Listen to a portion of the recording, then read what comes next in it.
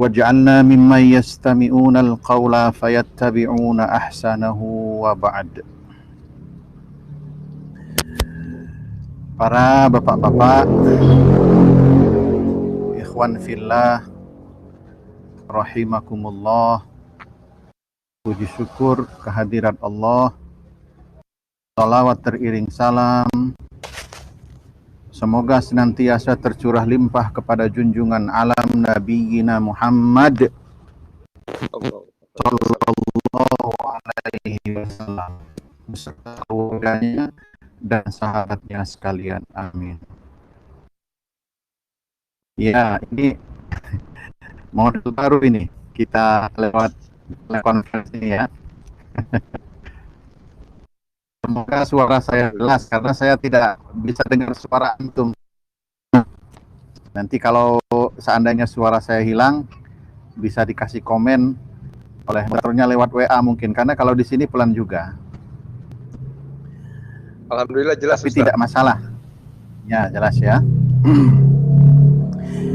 Saya sudah berapa hari ini juga ngisi tahsin bacaan Quran juga lewat Zoom.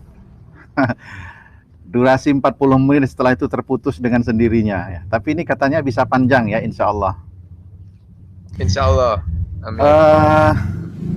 Apa namanya, pokok bahasan kita saya lihat sekilas tadi ada menyikapi musibah yang melanda kita dan saudara-saudara kita semua, dari sisi efeknya terhadap berbagai macam bidang ya.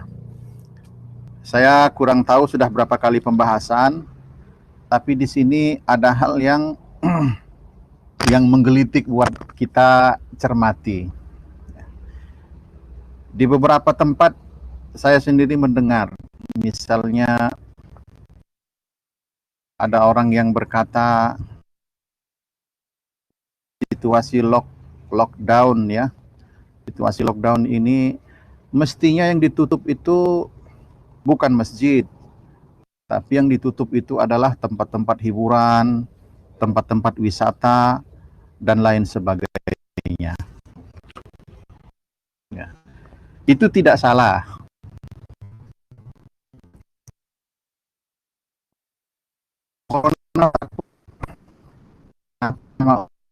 Itu juga tidak salah.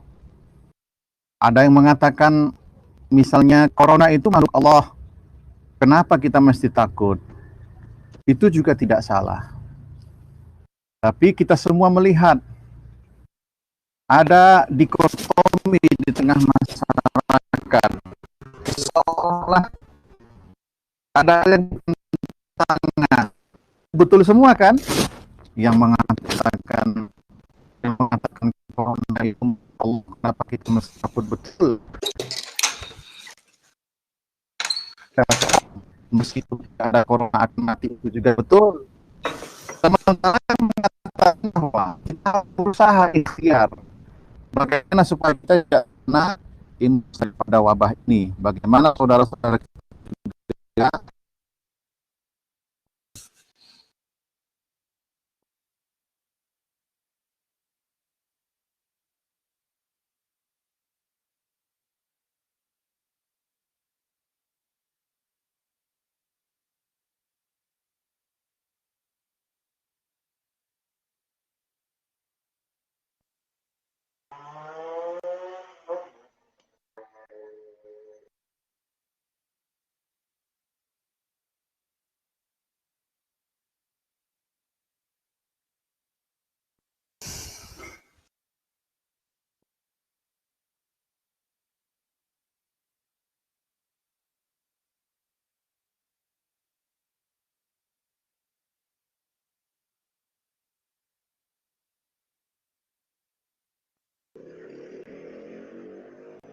Mohon maaf suara tidak masuk.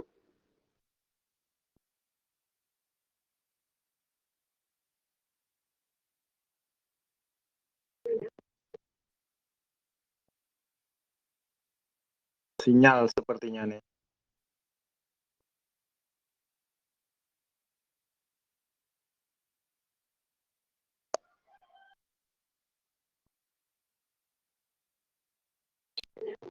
Tadi di masjid bagus.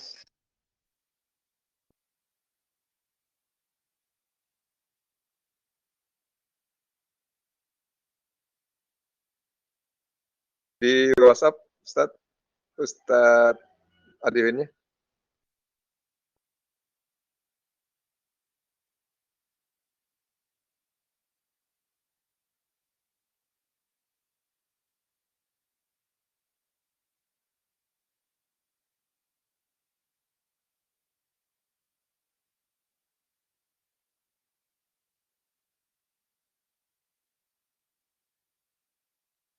Dua orang anak kembar di atas dunia ini, lalu yang satu terbang ke atas angkasa dalam jangka waktu yang lama, kemudian bertemu lagi di bumi, maka yang di bumi itu akan lebih tua daripada saudara kembarnya.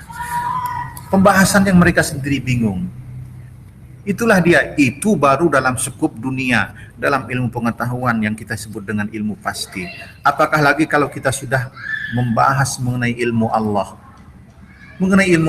mengenai takdir, mengenai kodok dan kodar, dengan pembahasan yang salah, itu akan menyebabkan kerancuan dalam pembahasan. Memang kita tidak usah berpanjang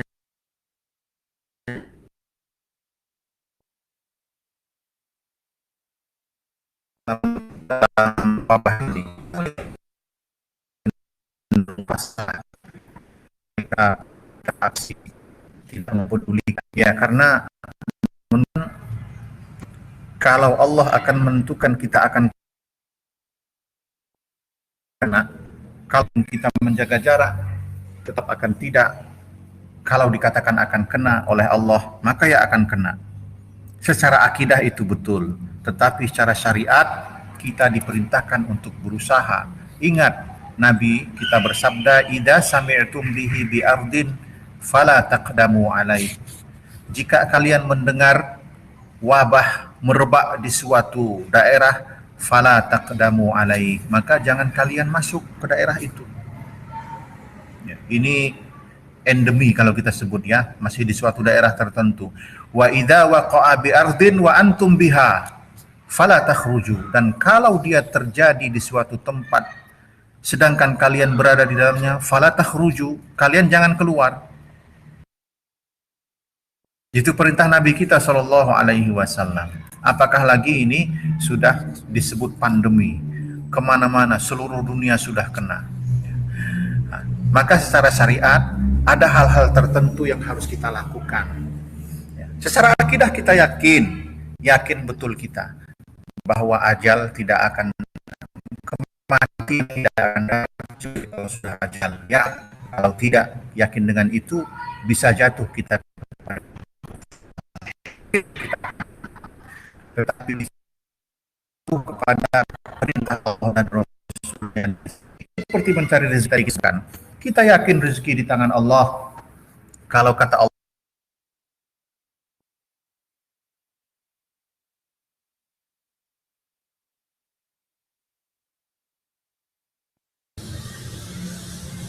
suara saya putus nggak Pak ya? Sudah online lagi. Online lagi ya? Ya, Online sudah ada lagi ya? Hadir. Ya. Terus, maka mengenai perkara di Islam sudah pasti. Setiap perbuatan itu ada hukumnya. Al-aslu fil af'al. Setiap perbuatan ada hukumnya. Hukumnya ada 5. Kalau tidak wajib dia sunnah atau mubah atau makruh, atau kalau tidak itu maka dia jatuh kepada keharaman dalam keadaan normal. Tetapi nanti dalam keadaan tertentu dalam Islam itu yang namanya perintah dan larangan ada pengecualian. Dalam hal larangan ada yang namanya keadaan darurat. Seorang terdampar di suatu tempat, sendirian dia, tidak tahu jalan pulang dan kemana. Dia kelaparan. Yang ada hanya makanan yang haram. Kalau dia tidak makan, maka dia akan jatuh kepada kematian menurut perkiraan akal manusia. Di saat itu bangkai tersebut boleh dia makan. Namanya keadaan darurat. Ya, seperti itu. Dan untuk perintah, ada juga pengecualian dalam keadaan-keadaan tertentu yang namanya rukhsah. Nah, rukhsah dan darurat ini terjadi dalam keadaan yang tidak standar. Larangan ada pengecualian namanya darurat, perintah ada pengecualian namanya rukhsah. Salat 5 waktu tepat pada waktunya, rakaatnya sudah pasti.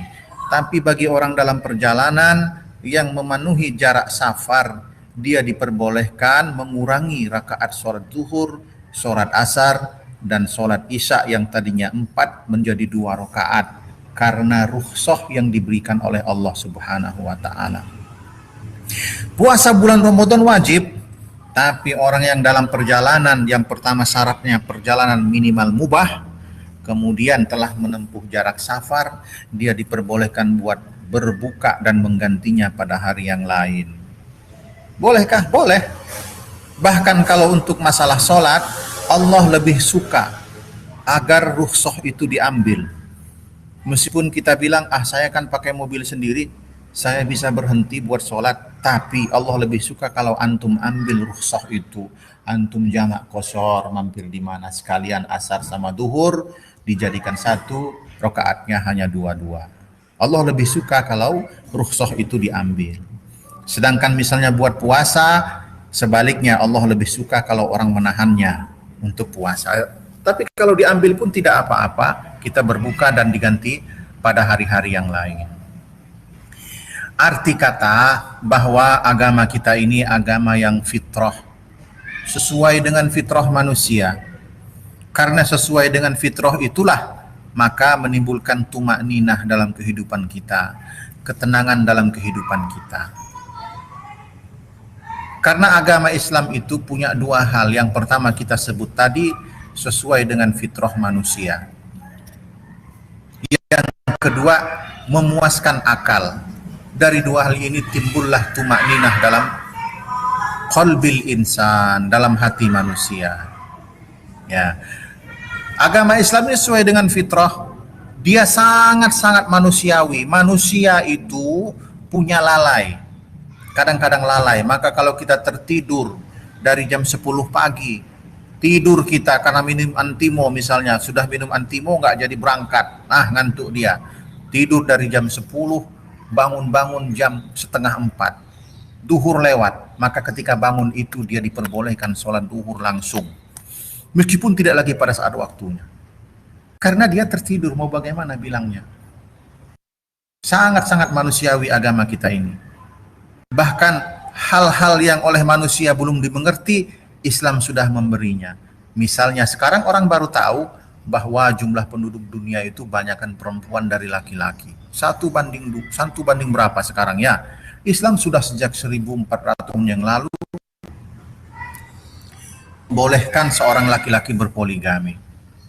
Orang sekarang baru sadar mengenai pembagian waris laki-laki perempuan 1 berbanding 2. Islam sudah lama memberikan itu, sekarang orang-orang baru sadar. Setelah mereka mengkaji hukum lebih lanjut, ternyata memang laki-laki lebih berat.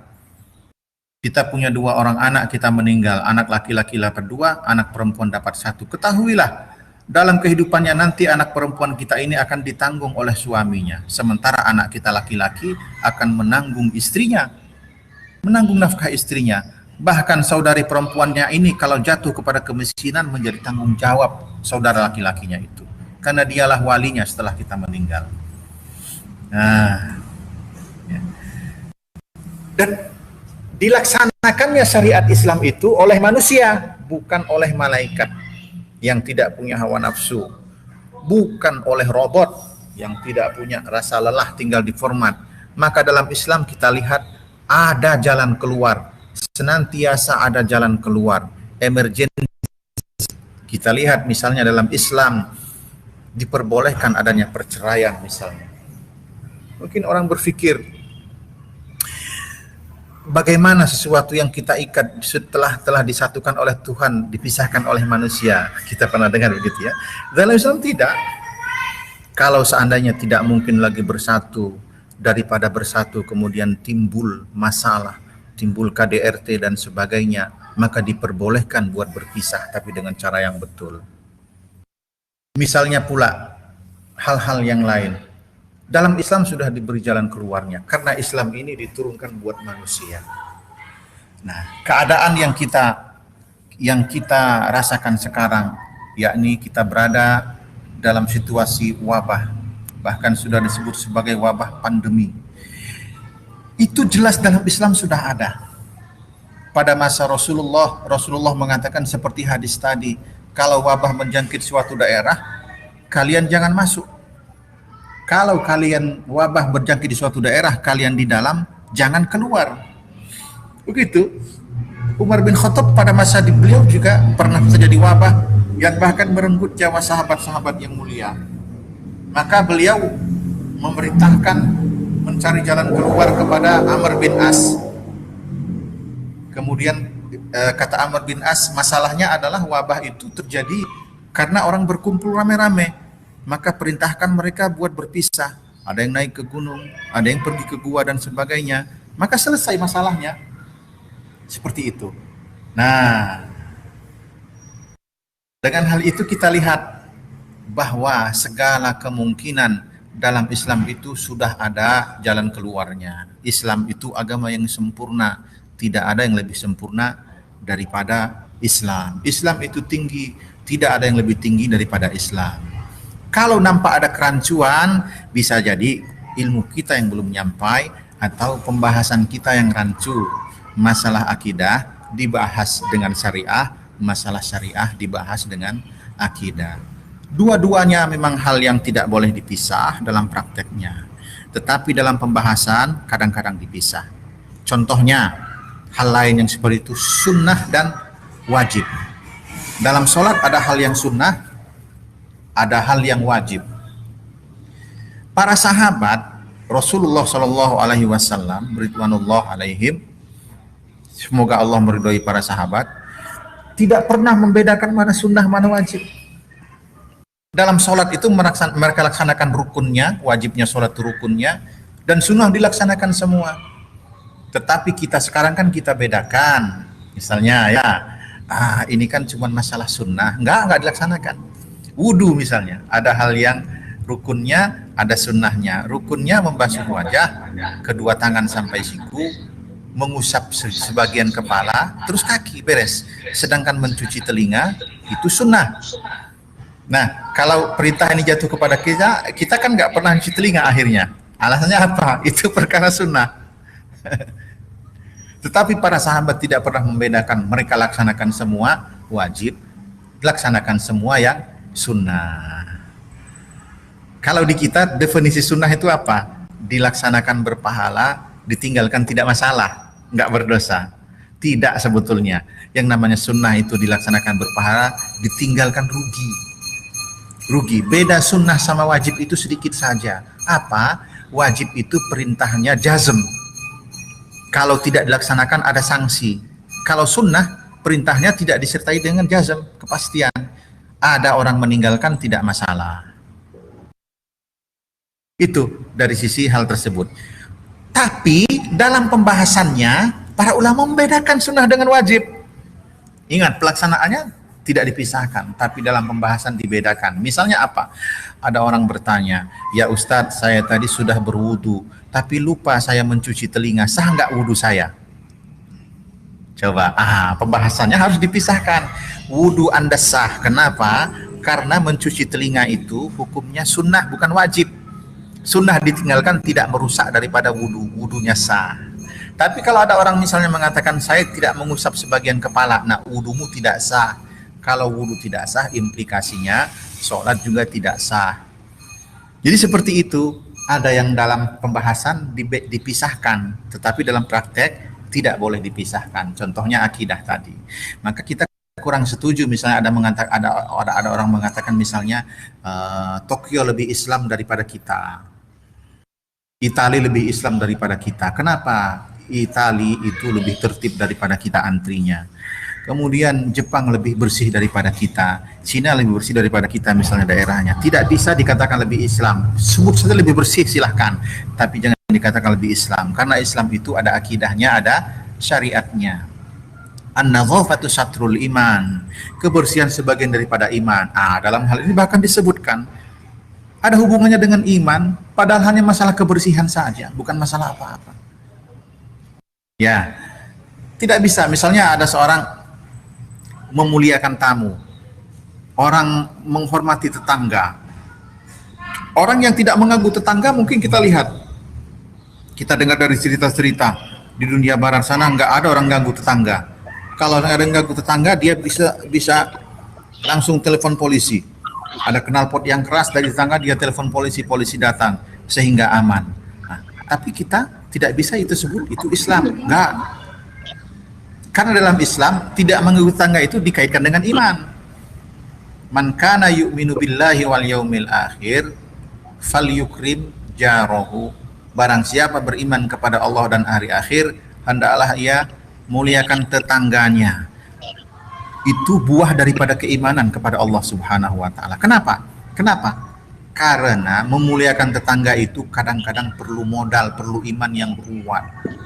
Ya, kita kalau pulang dari jauh kasih oleh-oleh kepada tetangga, kita mengalah kepada tetangga, kita tidak mengganggunya dan sebagainya.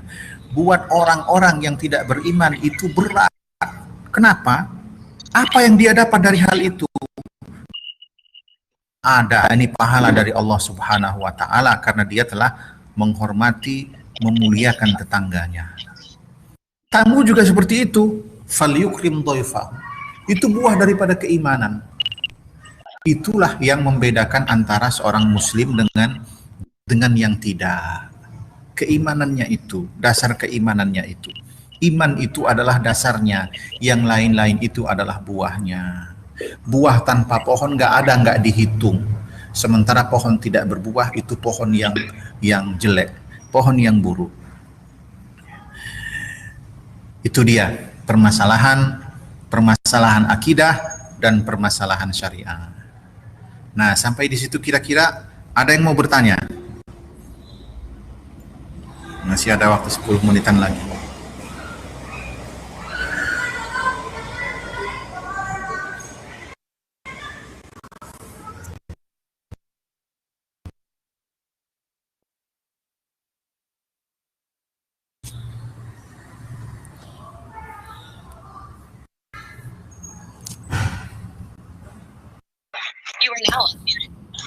Assalamualaikum Ustaz.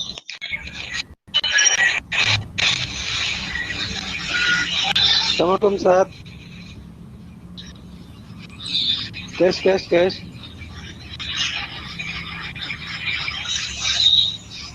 Kes.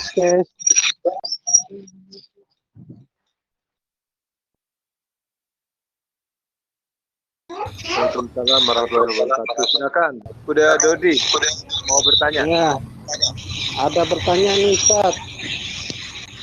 Kalau ini saya telat nih gabungnya nih, nggak full ngikutin dari awal. Ini kan banyak juga perbedaan-perbedaan ketika kita ada pengumuman dari pemerintah, ada pengumuman dari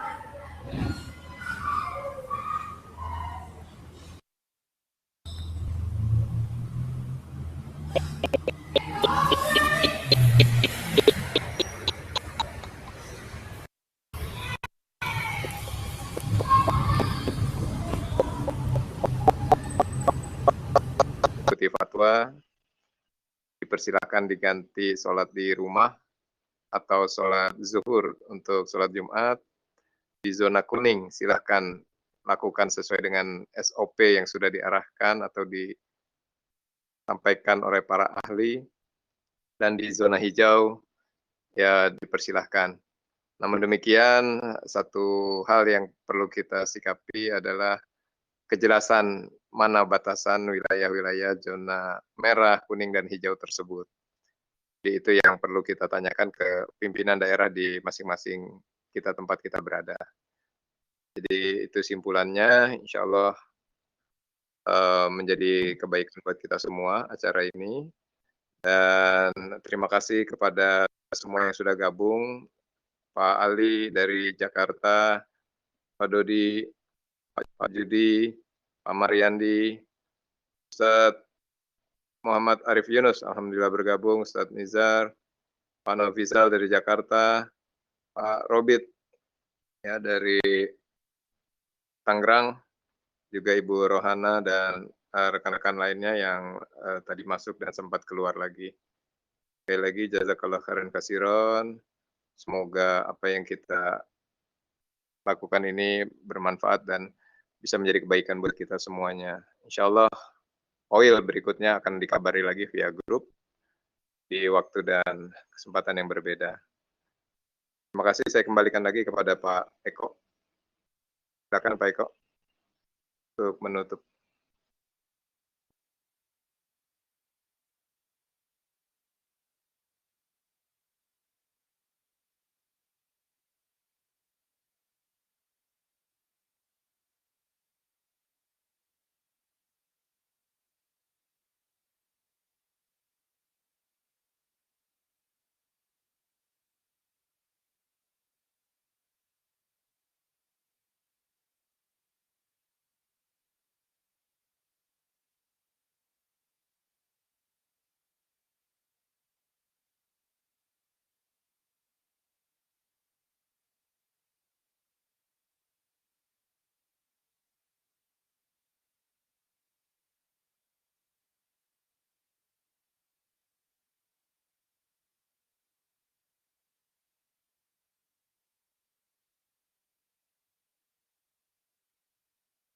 Baik, dengan ini kegiatan online Islamic Learning Masyarakat Tanpa Riba Warga Borgoraya kita akhiri dengan sekali lagi mengucapkan jazakallah khairan kasiron kepada guru kita Ustadz Adilin dan juga semua rekan-rekan sahabat MTR yang join.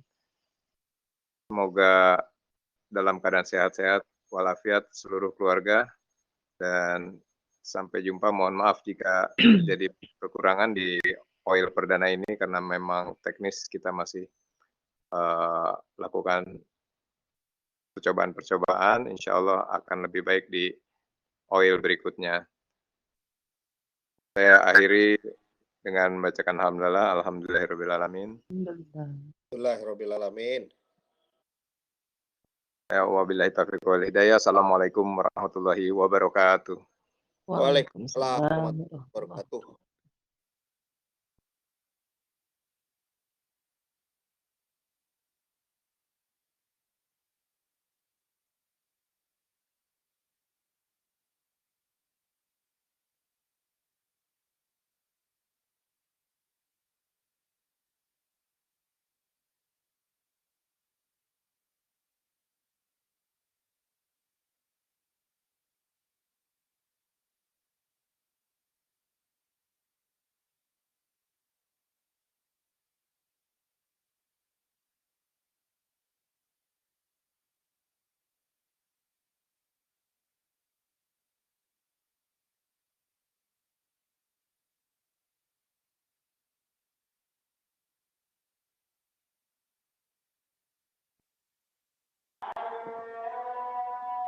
Kes.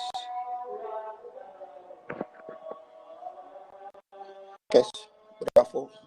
Bogor, bravo.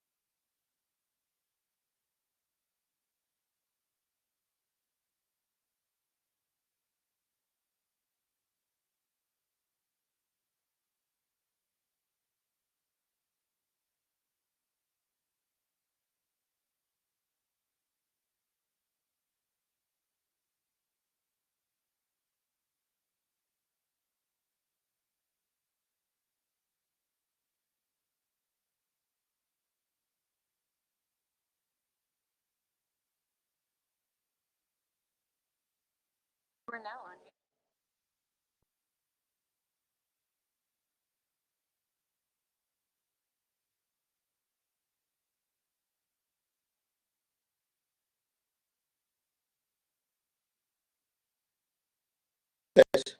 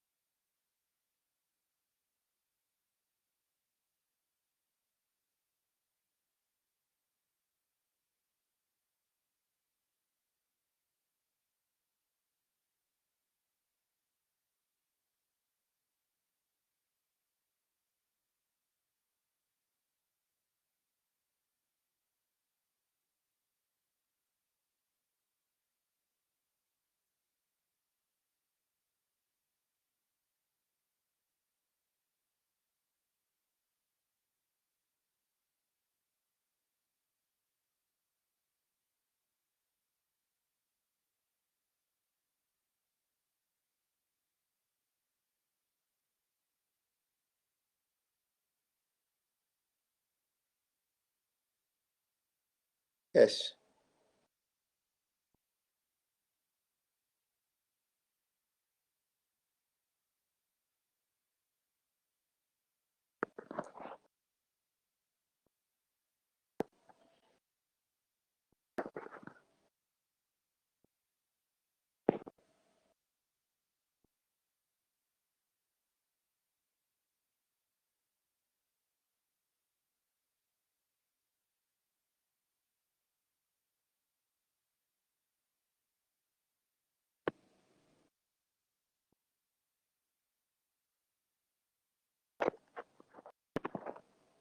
You are currently the only person in this conference.